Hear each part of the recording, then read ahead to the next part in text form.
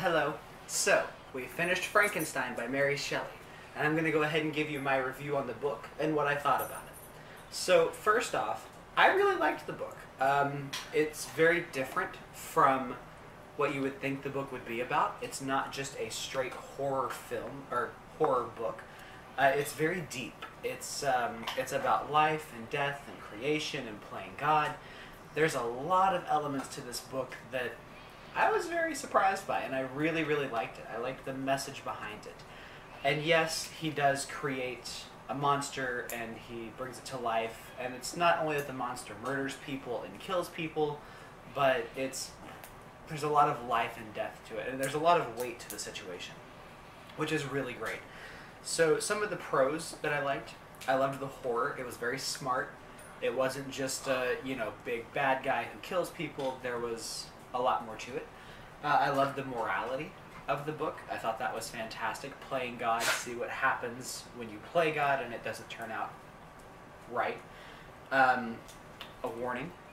I love the tone of the book. The tone is very dark. It's very gothic, and it's actually very beautiful.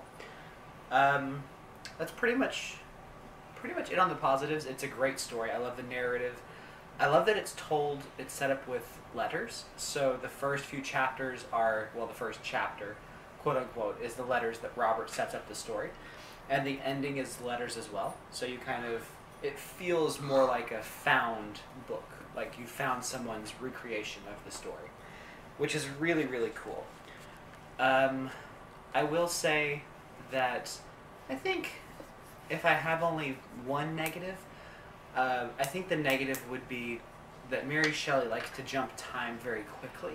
So this little book covers probably like 12 years, and it's very fast. So sometimes you're reading and you realize that in the course of a chapter it could take over a year or two or six. And so it's not really clearly defined. Now again, in the story, Victor's recalling it, so he sometimes doesn't tell you how long he spends at each place. But the time is a little wonky. Sometimes it's kind of hard to figure out. She's also very descriptive, Mary Shelley, and so sometimes, kind of like the Odyssey, it takes quite a few pages to describe something very simply. But it doesn't happen very often. There's a few chapters where when they go exploring or go camping or go off on the journey, it's a very nice detail. It's not outrageous like the Odyssey, but it's still quite a bit heavy detail. I really liked this. I think you guys should definitely check it out.